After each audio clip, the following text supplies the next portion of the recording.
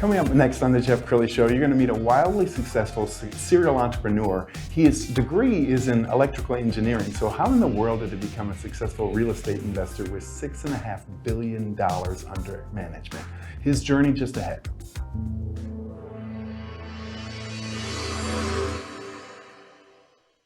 Many are predicting that the worst is yet to come, which is unfortunate, said one person here.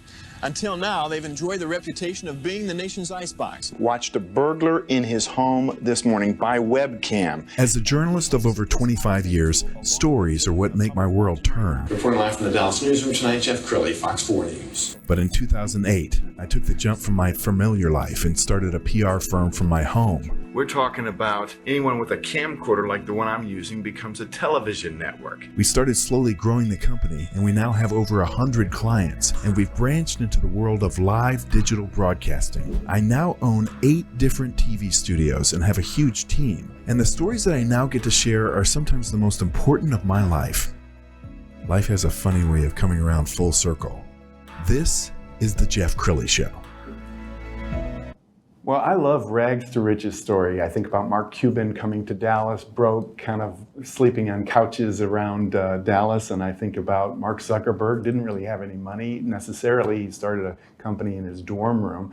And I want to add a name to that, Sanjay Chandra. You're about to meet him. He is with Trinity Investors. Thanks for coming on the show. Oh, thank you, Jeff. Thank you for having me.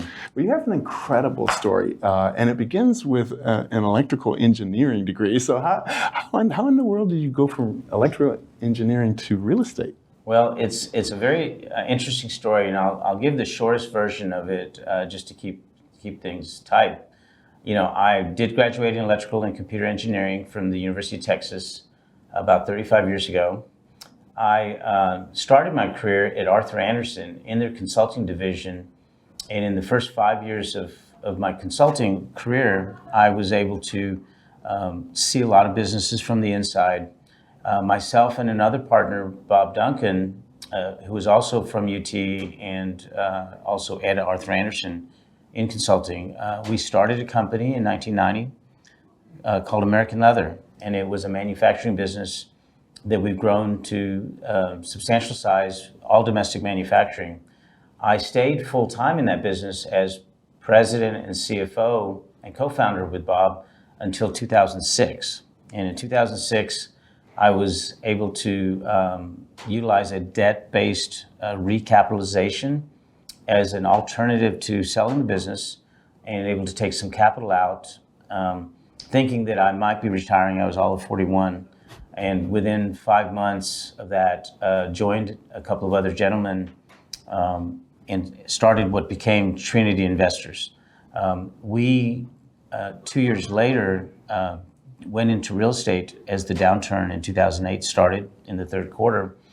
And we found our footing in 2009, started a business that today has 130 real estate investments and another 17 operating companies. We've grown, one investment at a time over the last 15 years to the $6.5 billion of assets under management that we have today. Well, he's an incredibly modest guy, and I really had to twist his arm to come on the show. But I want to show his team. Let's go to the website. And you have really grown a substantial team, and any successful entrepreneur is only as good as their team. So tell us about your team. So we have a wonderful team, and you're correct. We're only as good as our team. Our team today is about 60 people. They're in a couple of categories. We have, of course, a full team of what we call investments professionals. Those are analysts, associates, senior associates. We have a group of vice presidents that are portfolio managers, and they handle different verticals within our portfolio. We have, of course, a full client relations team and a full accounting team. And then finally, we own a broker-dealer. The broker-dealer has a full team of registered representatives that are licensed to work with the public in raising the capital that we do. And so this team has grown organically from just 3 of us in 2008 when we went into real estate to the 60 persons that we have today. We're actually just moving into a new space this week that's doubling our space and allowing us to continue to grow. Outstanding. And I know that a lot of people get fearful about recessions, but you started your real estate business at the beginning of the downturn. Great deals become available during a recession, don't they? That's correct. Actually, I started American Leather with my partner in the previous recession to that, so in 1990. It was a very difficult time. We shifted into real estate in the middle of the last recession, and we are now expanding quite rapidly at the start of this recession. And we do believe that in hindsight, we'll see that some of the best deals will originate in a period like this recession. So other people see fear and some people see opportunity. We're going to put up on the screen a Dallas Business Journal article. You're featured in there quite often. You're inking a lot of deals these days. How many deals do you do a month, basically? So on average, for 2022, we've averaged 3 deals a month, the total, 35 or 36 for the year. And those, just in 2022, will total approximately $3 billion. Wow. I want to show a typical example of a deal that you'll do, and this particular property is in Georgia. Is that right? Yeah, here it is. This is a video from your Vimeo channel. Do you recognize this property? Oh, so this is Almond Creek. It is a very typical of one of the type of transaction we do. About half of our portfolio is in this type of property. We like to call it workforce housing. It is a category where we buy an existing apartment complex, then add substantial execution through our sponsor and partner on the deal, and then we apply capital to renovate the exteriors and the interiors of each of the units.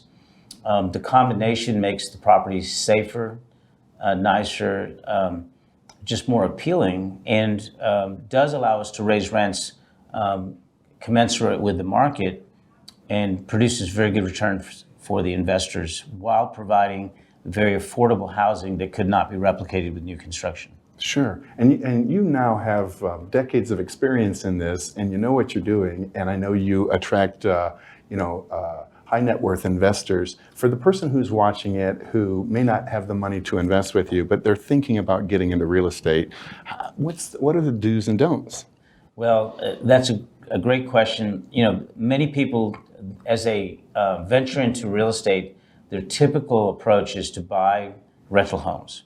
And the rental homes could be for the purpose of collecting monthly rent, or it could be to flip and to fix them up and turn them. The dilemma, of course, in doing that is it becomes a lot of effort and a lot of time and a certain amount of market risk. The investors that join Trinity as limited partners and invest in our portfolio over time get much more diversification, and they do not have any of the responsibilities of the execution. And so they don't have to sign debt, they don't have to be involved in the day-to-day management or construction redevelopment. They get to enjoy what we believe to be compelling risk-adjusted returns and just be limited partners, where their money does the work with the help of Trinity and our partners in the projects. And for the accredited investor, that's important. I mean, just trying to go out there and do it yourself, there are countless pitfalls to saying, hey, I'm going to read Real Estate Investing for Dummies and I'm going to go buy some property. So we have, a certain percentage of our investors will want to try it. And we don't discourage them from trying it. We just sort of discuss the pitfalls and say, look, if you're going to try it, talk to us again about this 3 years from now and see how your experience was. And what most people find is after they've owned individual rental homes for, let's say, 5 years or more, they find that the money they thought they were making in the early years is going to replace carpets, replace roofs, replace air conditioning. And when they add up all the time and effort they spent, they find that it's typically not as productive. Now, we have had a period, the last 10 years, where real estate prices went up enough that many of them were very successful because of the appreciation of the value of the homes. They didn't make the cash flows that they thought they were going to make, but the appreciation made up for it. Most people do realize that, hey, I work hard enough in my day job. I don't need a second job.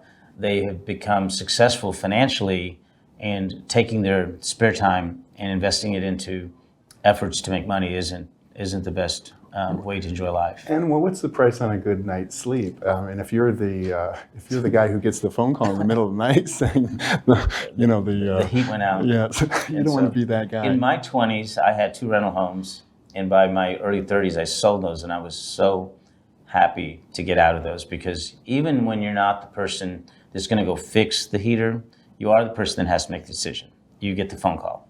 You may get the phone call from your maintenance or property management company, but you have to still make the decision. Or am I replacing the heater? Am I sending someone out on an emergency? What am I going to do when something's happening? And so the beauty of our investment approach is we have a portfolio that includes 22,000 units, and none of us at Trinity, and certainly not our investors, would ever get that phone call.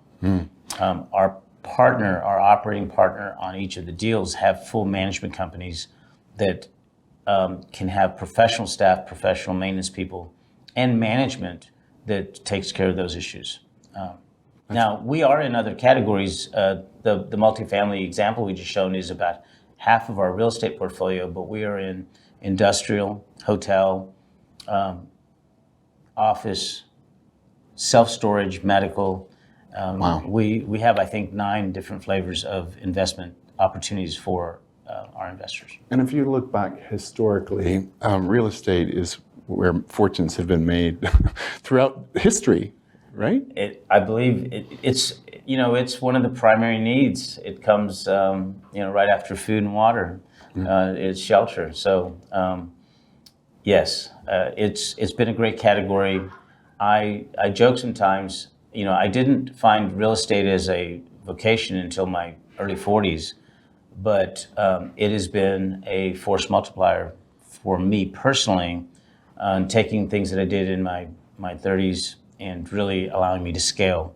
The beauty of the real estate industry is it's in the trillions, and the need for good quality real estate, especially residential, will never end. Yes, and I should also point out that Sanjay and his family are very philanthropic, and you had a very cool moment, I guess, about a year ago at UT. Let's go ahead and put this up on the screen. This is the college you graduated from. Yeah, so and actually this was only 90 days ago. Oh, really? This is recent. Yes, this was in September of this year. So the commitment was made about a year ago, but the announcement was made in September.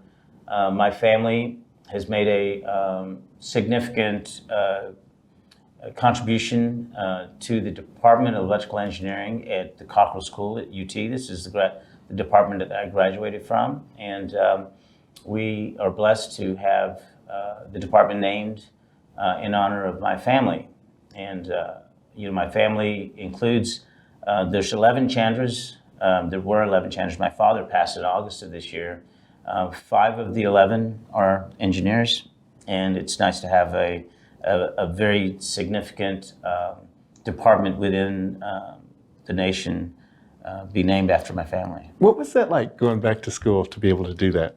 It was fun. Now, things like this don't just happen as a single event. I got re-involved with the School of Engineering about 10 years ago. I was invited to be on the Engineering Advisory Board. I've been on that board for the past 9 years. I currently serve as vice chair of the board, and in another year I'll become the chair of that board. So I've been very involved from about the time my son was, my oldest of 3 kids, was applying to engineering schools. I got pulled back in, I guess, it's culminated recently with this gift, but it won't end my involvement. So my involvement will continue into the foreseeable future. That's wonderful. We were talking just before we went on the air about, your why and what is this all about? And you told me something about your dad. Would you share? So, my father passed in August of this year, but he came to America via education. And so he actually came from a village that did not have running water. When he was there, he did not have electricity. His parents eventually got electricity. He never got running water. But he was able to get to the U.S. Through a master's in engineering at OSU. And that's how we got here. He must have been so proud. He was. Yeah. On that note, we're going to end with the website, which is trinityinvestors.com. Sanjay, thanks for coming on the show. Oh, thank you for having me, Jeff. It was a pleasure. You bet.